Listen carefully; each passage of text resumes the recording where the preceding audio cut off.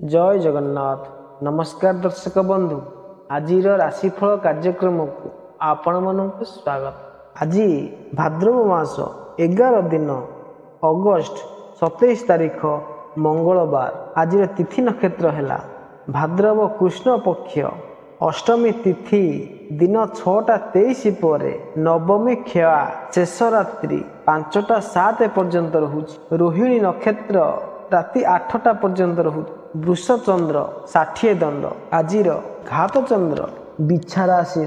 आज निषिद्ध खाद्य नारिकेल बा नड़िया दिवा 6:23 पर अलाबु बा लाउ भोजन निषेध। आज शुभ बेला दिवा 7:56 पर 10:20 मध्य पुणी 12:44 पर 2:20 मध्य। एथिला आज दिन विषय आसंतु जानिबा समस्त 12टी राशिर राशिफल विषय। प्रथमे जानिबा मेष राशि विषय। आज प्रणय प्रसंग पाई आज दिनटी अनुकूल अटे। क्रोध उपरे नियंत्रण रखिबे, किंतु परिवार रे आनंद एवं उल्लासमय वातावरण रहिबो। मानसिक रूप से प्रसन्न एवं फूर्तिर अनुभव हेबो। व्यवसाय रे लाभ हेबार संभावना अछि। कार्य रे सफलता न मिलवा कारणरू निराशा हेबे। संतान मानक विषय रे चिंता रहिबो। प्रवास को संभवतः टाली दियंतु। नुआ कार्यर शुभारंभ करिबा पई आजिर दिनटी भल नुहे। प्रेम क्षेत्र रे निजर प्रेम जीवन को खूब एंजॉय करिबे। आपणको प्रेम जीवन रोमांचक रहिबो। जदि आपण निजर लव पार्टनर को लाइफ पार्टनर भाव बनैबा को चाहती, तेबे आपणकर एही इच्छा वर्तमान संपूर्ण होई पारे। व्यवसाय रे कार्यगुड़िक एही वर्ष बहुत लकी रहिबो, किंतु भल परिणाम पाई आपनको कठिन परिश्रम करने को हेबो। स्वास्थ्य प्रति दायित्वहीनता आपणको पाई महंगा पड़ी पारे। मन रे कौनसी प्रकार विचलित होई पारे, अथवा आपणको कौनसी अज्ञात भय मध्य रही पारे। एथिला मेष राशि विषय। आसंतु जानिबा वृष राशि विषय। कार्य रे सफलता शीघ्र मिलिବ नाही, किंतु परे परिस्थिति रे सुधार हेबो। गृहस्थ जीवन रे मध्य आनंदपूर्ण वातावरण रहिबो। उपरिस्थ अधिकारी मानकर प्रसन्नता आपणको ऊपर रहिबो। पदोन्नति हेबार मध्य संभावना अछि। योजना अनुसार आर्थिक लाभ मध्य मिलिबो। कौनसी मध्य प्रकार संकट रे न पड़िबा पई श्री जगन्नाथंकर उपदेश मानन्तु। व्यवसाय स्थल रे आज उपरिस्थ अधिकारी मानक सह प्रेम रे कार्य संपन्न करंतु। उग्र चर्चा करंतु नाही, आपणको पई हितकर रहिबो। आज भाग्य साथ देउ नाही बोली अनुभव होई पारे। प्रेम क्षेत्र रे प्रियतमंक सहित कौनसी कथा को नहीं करी जुक्तितर्क होई पारे। प्रेम रे उत्थान पतन किंबा अस्थिरतार परिस्थिति देखा मिल पारे। वर्तमान कौनसी संदेह कारणरू आपणको संपर्क रे फाट सृष्टि होई पारे। व्यवसाय रे किंबा चाकरी पेशा लोक मानकर परिश्रम बदल रे प्रोत्साहन राशि किंबा अन्य लाभ मिलबार प्रबल संभावना अछि। पैतृक संपत्ति रे वृद्धि हेबार संभावना अछि। आपण वर्तमान नुआ वाहन किंबा कौनसी घर किनि पारंती। आपणकर स्वास्थ्य भल रहिबो। वर्तमान पूरा जोश एवं ऊर्जा रे भरी रहिबे। निज स्वास्थ्य भल रहिबा पाई नियमित योग एवं व्यायाम करंतु। एथिला वृष राशि विषय रे। आसंतु जानिबा मिथुन राशि विषय रे। आपण परिजन मानकर खुशीर कारण बनिबे एवं निजर परिवार दायित्व गुड़ी को भल भाव बुझिबे। आज अधिकांश भाग आपनको पारिवारिक खुशी देव। घरे सुख शांतिर वातावरण देखा मिलिबो। आपणकर अधिक भावुकता आपनको अस्वस्थ करि पारे। शारीरिक स्वास्थ्य उपरे मध्य यार नकारात्मक प्रभाव पड़ी पारे। नुआ कार्यर प्रारंभ आज करंतु नाही। यह सहित वाणी उपरे नियंत्रण रक्षा करिवे।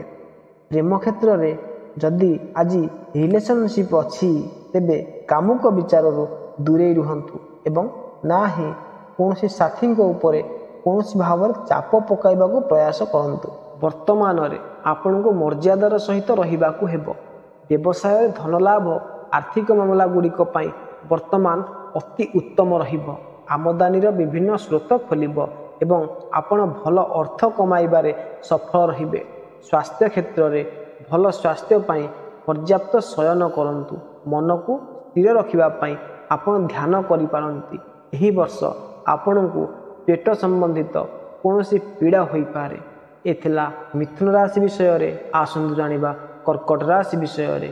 ଆଜି ଆନନ୍ଦ ଉଲ୍ଲାସରେ ନିଜେ ନିଜକୁ ଭୁଲାଇ ଦେବେ। ମନୋରଞ୍ଜନ ପ୍ରବୃତ୍ତିରେ ଆପଣ ମଗ୍ନ ରହିବେ। ମିତ୍ରମାନଙ୍କ ସହିତ ପ୍ରବାସ କିମ୍ବା ପର୍ଯ୍ୟଟନର ଆୟୋଜନ ହେବ। ଭଲ ଖାଦ୍ୟ ପାନୀୟ ଏବଂ ଭଲ ବସ୍ତ୍ରାଳଙ୍କାର ଉପଲବ୍ଧ ହେବ। ଖାଦ୍ୟ ପାନୀୟ ଉପରେ ଧ୍ୟାନ ରଖିବେ। ବ୍ୟବସାୟିକ କ୍ଷେତ୍ରରେ ବିଘ୍ନ ହୋଇପାରେ। ଉଚ୍ଚ ଅଧିକାରୀମାନଙ୍କ ସହିତ ତର୍କ ପ୍ରସଙ୍ଗକୁ ଟାଳି ଦିଅନ୍ତୁ। ଏହା ସହିତ ଶତ୍ରୁମାନଙ୍କ ସହିତ ବାଦ ବିବାଦ କିମ୍ବା ଉଗ୍ର ଚର୍ଚ୍ଚା ନ ହେଉ ଏହାର ଧ୍ୟାନ ରଖିବେ। ପ୍ରେମ କ୍ଷେତ୍ରରେ ମାମଲା ଖରାପ ହୋଇପାରେ। ପ୍ରେମରେ କଠିନତା ରହିବ, କିନ୍ତୁ ଆପଣ ମଧ୍ୟ ନିଜର ପ୍ରେମକୁ ନେଇକରି ଦୃଢ଼ ରହିବେ। ଯେଉଁମାନେ ପ୍ରେମର ତଲାସରେ ଅଛନ୍ତି ସେମାନଙ୍କୁ ତାଙ୍କର ସଚ୍ଚା ପ୍ରେମ ମିଳିପାରେ। ବ୍ୟବସାୟରେ ବର୍ତ୍ତମାନ ଆପଣଙ୍କର ଆର୍ଥିକ ଜୀବନ ମଜବୁତ ରହିବ। ଅବଶ୍ୟ ବର୍ତ୍ତମାନ ବ୍ୟବସାୟରେ କିଛି ମାମଲା ଗୁଡ଼ିକୁ ନେଇକରି ପାର୍ଟନର ସହିତ ଆପଣଙ୍କର ମତଭେଦ ମଧ୍ୟ ହୋଇପାରେ। ସେଥିପାଇଁ ନିୟନ୍ତ୍ରଣରେ କାମ କରନ୍ତୁ ଏବଂ ସମସ୍ତ ମତଭେଦକୁ ଦୂର କରନ୍ତୁ। ସ୍ୱାସ୍ଥ୍ୟ କ୍ଷେତ୍ରରେ ନିଜକୁ ଫିଟ୍ ରଖିବା ପାଇଁ ଆପଣ ଯୋଗ ବ୍ୟାୟାମ ବା ଜଗିଂ ବା ରନିଂ ଆଦି କରିପାରନ୍ତି। ନିଜର ଦୈନିକ ଦିନଚର୍ଯ୍ୟାକୁ ହେଲ୍ଦି ବନାନ୍ତୁ। ପ୍ରାତଃ ଶୀଘ୍ର ଉଠନ୍ତୁ ଏବଂ ରାତ୍ରିରେ ଠିକ୍ ସମୟରେ ଶୁଅନ୍ତୁ। ଏ ଥିଲା କର୍କଟ ରାଶି ବିଷୟରେ। ଆସନ୍ତୁ ଜାଣିବା ସିଂହ ରାଶି ବିଷୟରେ। ବ୍ୟବସାୟିକ ସ୍ଥଳ ଉପରେ ବାତାବରଣ ଅନୁକୂଳ ରହିବ। ପ୍ରଭୁଙ୍କର ଭକ୍ତି ଏବଂ ଯୌଗିକ ଧ୍ୟାନରେ ମନକୁ ଶାନ୍ତି ପ୍ରାପ୍ତ ହେବ। ପାରିବାରିକ ବାତାବରଣ ମଧ୍ୟ ଅନୁକୂଳ ରହିବ। ଶତ୍ରୁମାନଙ୍କ ଠାରୁ ମଧ୍ୟ ଅଧିକ ଲାଭ ପ୍ରାପ୍ତ ହୋଇପାରିବ ନାହିଁ। କାର୍ଯ୍ୟରେ ସଫଳତା ପ୍ରାପ୍ତି ହେବା ପାଇଁ ବିଳମ୍ବ ହୋଇପାରେ। ସେଥିପାଇଁ ଧୈର୍ଯ୍ୟର ସାହାରା ନିଅନ୍ତୁ। ଆପଣ କିଛି ଅଧିକ ହିଁ ଭାବୁକ ହେବେ। ଏହାଦ୍ୱାରା ମନରେ ବ୍ୟଥାରେ ବୃଦ୍ଧି ମଧ୍ୟ ହୋଇପାରେ। ଧନର ଖର୍ଚ୍ଚରେ ବୃଦ୍ଧି ହେବ। ଅନୈତିକ ତଥା ନିଷେଧାତ୍ମକ କାର୍ଯ୍ୟଗୁଡ଼ିକରୁ ଦୂରରେ ରହିବେ। ପ୍ରେମ କ୍ଷେତ୍ରରେ ଅଫିସ ଅଥବା କଲେଜରେ ନୂଆ ରିଲେସନସିପ୍ର ପ୍ରାରମ୍ଭ ହୋଇପାରେ। ପ୍ରେମରେ ସାଥୀକୁ ସ୍ୱଳ୍ପ ସମୟ ଏବଂ ତାଙ୍କ ଭାବନା ଗୁଡ଼ିକୁ ବୁଝିବାକୁ ପ୍ରୟାସ କରନ୍ତୁ। ଏହା ବୁଝନ୍ତୁ କି ସାଥୀ ଆପଣଙ୍କ ଠାରୁ କ'ଣ ଚାହୁଁଛନ୍ତି। ବ୍ୟବସାୟରେ ଯଦି ଆପଣ ପାର୍ଟନରସିପ୍ରେ ବିଜନେସ୍ କରୁଛନ୍ତି କିମ୍ବା କୌଣସି ବିଦେଶୀ ସଂସ୍ଥା ସହିତ ମିଶିକରି ବିଜନେସ୍ କରୁଛନ୍ତି, ତେବେ ଜବରଦସ୍ତ ଆର୍ଥିକ ଲାଭ ହେବାର ପ୍ରବଳ ସମ୍ଭାବନା ଅଛି। ସ୍ୱାସ୍ଥ୍ୟ ଜୀବନ ବର୍ତ୍ତମାନ ସ୍ୱଳ୍ପ ସୁସ୍ଥ ରହିପାରେ। ଆପଣଙ୍କୁ ନିଜର ସ୍ୱାସ୍ଥ୍ୟ ଉପରେ ଧ୍ୟାନ ଦେବାକୁ ହେବ। ଯଦି ଆପଣ ଏମିତି କରନ୍ତି ତେବେ ସ୍ୱାସ୍ଥ୍ୟ ସମ୍ବନ୍ଧିତ ଅସୁବିଧା ଆସିବ ନାହିଁ। ଏ ଥିଲା ସିଂହ ରାଶି ବିଷୟରେ। ଆସନ୍ତୁ ଜାଣିବା କନ୍ୟା ରାଶି ବିଷୟରେ। ଶାରୀରିକ ଏବଂ ମାନସିକ ରୂପରେ ଆପଣ ସୁସ୍ଥ ରହିବେ। ବୌଦ୍ଧିକ ଚର୍ଚ୍ଚାରେ ନିଜର ତାର୍କିକ ବିଚାରକୁ ପ୍ରଦାନ କରିବା ପାଇଁ ସମୟ ଅନୁକୂଳ ଅଟେ। ସାମାଜିକ ରୂପରେ ସମ୍ମାନ ପ୍ରାପ୍ତ ହେବ। ଭାଗିଦାରୀରୁ ମଧ୍ୟ ଲାଭ ହେବ।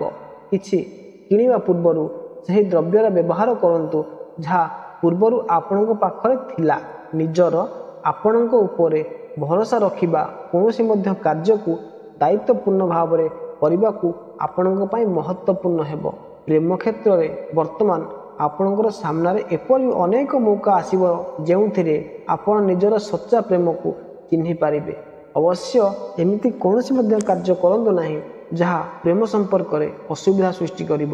ବ୍ୟବସାୟରେ ଆପଣ ଚତୁରତାର ସହିତ ଆର୍ଥିକ ନିର୍ଣ୍ଣୟ ନେବେ ଏବଂ ଏହି ନିର୍ଣ୍ଣୟରେ ଆପଣଙ୍କୁ ଧନ ଲାଭ ହେବ। ଯଦି ଆପଣ ବ୍ୟବସାୟୀ ଅଟନ୍ତି ତେବେ ଏହି ବର୍ଷ ପୁଞ୍ଜିନିବେଶ କରି ନିଜର ବିଜନେସ୍ରେ ବିସ୍ତାର କରିବାକୁ ଚାହିଁବେ। ସ୍ୱାସ୍ଥ୍ୟ କ୍ଷେତ୍ରରେ ଆପଣଙ୍କୁ ସ୍ୱାସ୍ଥ୍ୟ ସମ୍ବନ୍ଧିତ ଅସୁବିଧା ହୋଇପାରେ।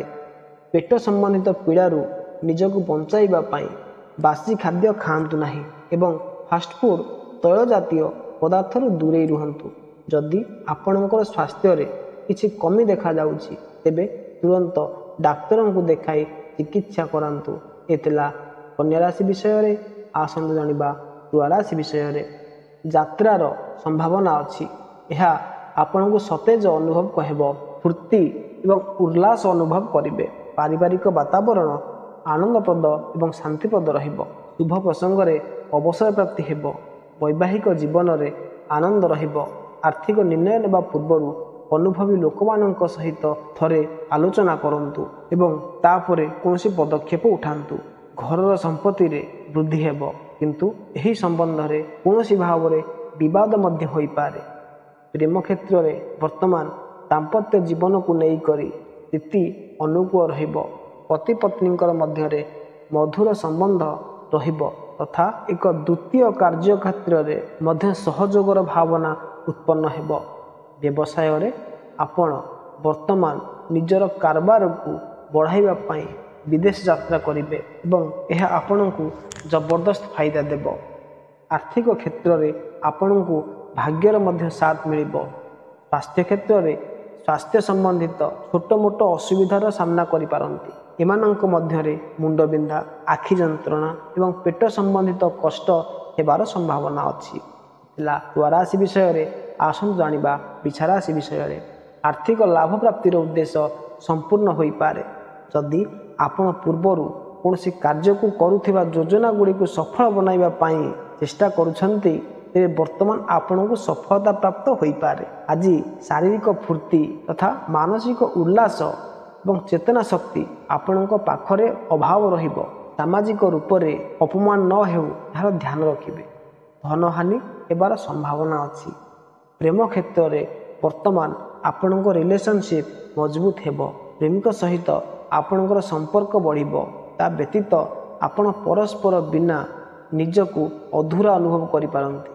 ବ୍ୟବସାୟ ପାଇଁ ଏହି ସମୟ ଆପଣଙ୍କ ପାଇଁ ଭଲ ରହିବ। ଏହି ବର୍ଷ ଚାକିରିରେ ପ୍ରମୋସନ୍ କିମ୍ବା ପରିବର୍ତ୍ତନର ସମ୍ଭାବନା ଅଛି। ଯଦି ଜବ୍ ଚେଞ୍ଜ ବିଷୟରେ ଭାବୁଛନ୍ତି, ଆପଣଙ୍କୁ ବହୁତ ଭଲ ଅଫର୍ ମିଳିବାର ସମ୍ଭାବନା। ସ୍ୱାସ୍ଥ୍ୟ କ୍ଷେତ୍ରରେ ନିଜର ସମସ୍ୟା ଗୁଡ଼ିକୁ ନେଇକରି ଆପଣଙ୍କୁ ମାନସିକ ଚିନ୍ତା ହୋଇପାରେ।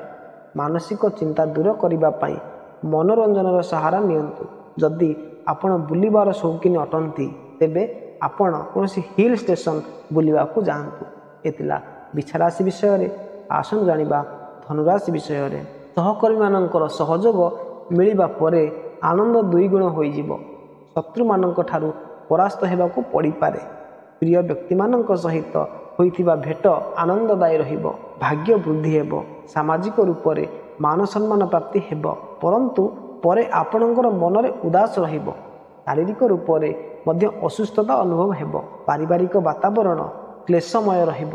ସ୍ଥାବର ସମ୍ପତ୍ତି ସମ୍ବନ୍ଧିତ ପତ୍ର ବିଷୟରେ ସାବଧାନୀ ରକ୍ଷା କରିବେ। ମାତାଙ୍କର ସ୍ୱାସ୍ଥ୍ୟ ମଧ୍ୟ ବିଗିଡ଼ିପାରେ। ପ୍ରେମ କ୍ଷେତ୍ରରେ ପ୍ରିୟତମର ଖବର ଆପଣଙ୍କ ପାଖରେ ପହଞ୍ଚିବ।